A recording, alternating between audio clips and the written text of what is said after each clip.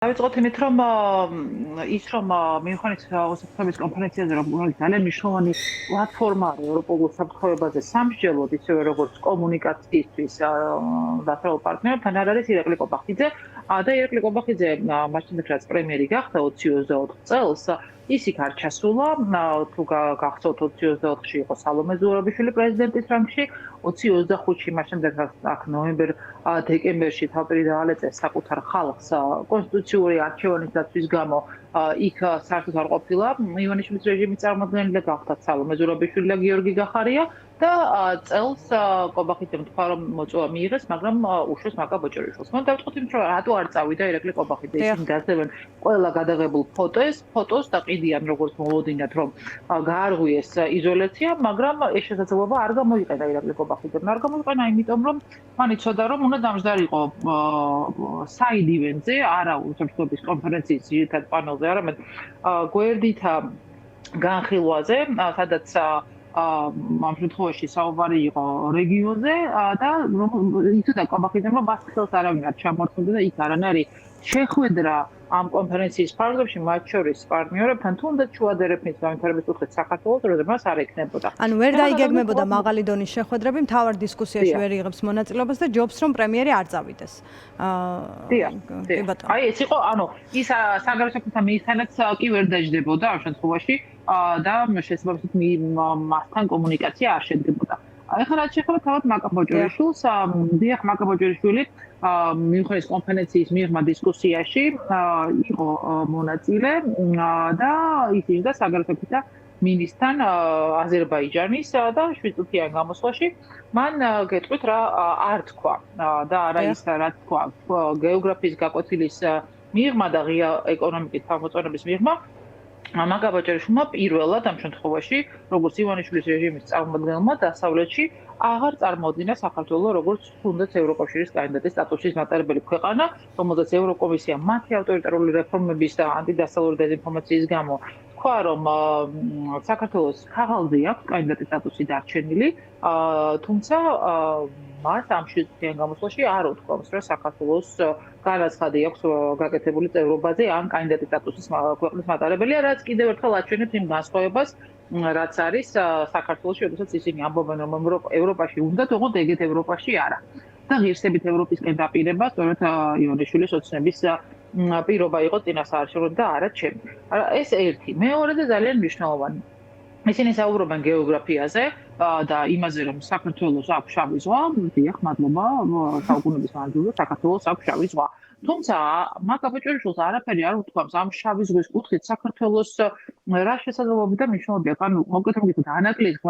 პორტზე მას აქცენტი არ გაუკეთებია. მაშინ, როდესაც ევროკომისიის მხარდაჭერილი გასწრაც, მათ შორის საუბრობს შუადერეფნის კუთხით საქართველოს როლის განვითარების ჭრილში ანაკლიის ხმაწყობილ პორტზე, რომელიც არა და არ აშენდა და როდის აშენდება, აც მარიცის, მიუხედავად იმისა, რომ 20-20-შიც უნდა ყოფილიყო ანაკლიის ხმაწყობილ პორტი და ეხლა გვეუბნებიან, რომ 2028-ში თუ 2030-ში უნდა აშენონ, მაგრამ ჯერჯერობით არანაირი დასრულებული თუნდაც ჩინურ კომპანიასთან მოლაპარაკებები არ არის და შეთანხმებული არ არის ეს დეტალები. მას არ უსაუბრია მათ შორის იმ ინფრასტრუქტურის გაუმჯობესებაზე, რკინიგზის, ან შემოვლითი გზების, პორტების, რაც ასევე მნიშვნელოვანია და ასევე არ უსაუბრია იმაზე, რომ ევროკავშირის ფონდები და ინვესტორები შუადერეფნის განვითარებისთვის ინვესტიციებს დებენ ქვეყნებში და საქართველოსაც ჰქონდა შესაძლებლობა ევროპული ფონდების ინვესტიციების მოზიდვის იმისთვის, რომ განვითარებულიყო აქ ინფრასტრუქტურა, იმისთვის, რომ კონკურენცია გაგვეწია მათ შორის იგივე ტრიპის სამშვიდობო გზის ანგეზურის კორიდორს ეძახდნენ მას ამ კონტექსტში. მიუხედავად იმისა, რომ დიახ ეს მაინც როგორ ყოფილიყო დამატება შუადერეფნის და მას არ მიულოცია, რაც თავარია აზერბაიჯანის საგარეო საქმეთა მინისტრისთვის ის მნიშვნელოვანი გარღვევა, რომელიც ტრამპის მშვიდობით დამყარდა ჩვენ სამეზობლოში და ინვესტიციები, რომელსაც შეერთებული შტატები დებს როგორც სომხეთში, ასევე აზერბაიჯანში და რა არ თქვა, მაგრამ რაც თქვა, რა დასკვნის გაკეთებას. აქცენტიც მან რაც გააკეთა, ისაუბრა ორმხრივ ურთიერთობებზე რუმინეთთან და ბულგარეთთან, მიუხედავად იმისა, რომ რუმინეთთან სტრატეგიული პარტნიორობა ჰქონდა საქართველოს გაფორმებული, თუმცა ივანიშვილის რეჟიმის ამსახურებით ეს სტრატეგიული პარტნიორობა დასრულდა. მე ჩემს კომენტარში თქვენ არხზე ქონდა ხარვეზი იმასთან დაკავშირებით, რომ ისა სტრატეგიულ პარტნიორობასთან დაკავშირებით მან იწრუა მეზობლებზე იყო აქცენტი და შეძლო დიახ მეზობლებთან გვაქვს სტრატეგიული პარტნიორობა, მაგრამ სტრატეგიული პარტნიორობა მათ შორის რომელთან არის მოშლილი როგორც მნიშვნელოვან ქვეყანასთან შავ ზღვაზე თუ ვისაუბრებთ ანაკლიის მატყლობამ პორტზე, დიახ ის უნდა დაკავშირდებოდა ანაკლისთან სწორედ რუმინეთის კოთასთან. ერთი კითხვა მინდა დაგისვათ, ანუ ის მაკა ბოჭორიშვილი რომ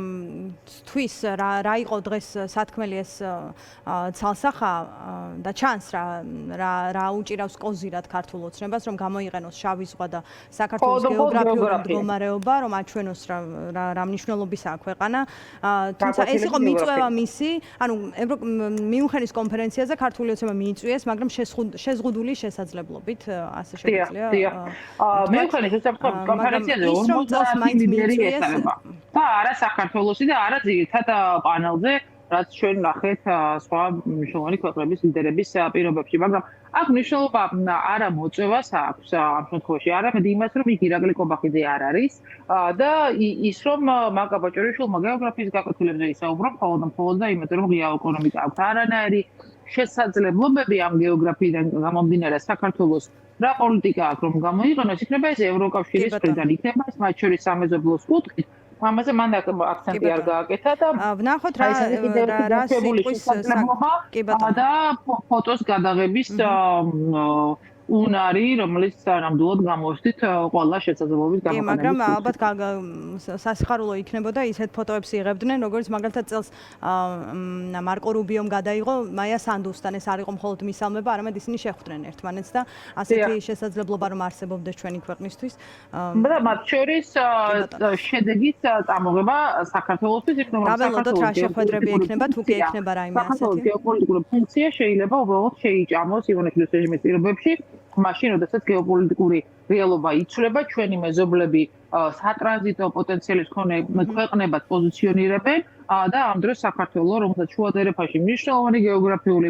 ადგილი აქვს, არ იყენებს შესაძლებლობას, არ იყენებს მათ შორის ევროპულ იმ ფონდებს და ინვესტიციებს, რომელიც ამ დერეფნის განვითარებისთვის მნიშვნელოვანია, იმიტომ რომ დაკარგა სანდოობა და დაკარგა ის შესაძლებლობები, რომელიც საქართველოს წარსულში ჰქონდა და ამ ვითარებაში ეს ყველაზე მძიმე არის მომავლისთვის, თავი რომ დავანებოთ იმას, რომ ივანიშვილის მთავრობის წარმომადგენელი აღარ პოზიციონირებს როგორც ევროპული კანდიდატის სტატუსის მქონე ქვეყანა, რაც გვაზე იმეს ყველას ერთად ალბათ გახსოვს.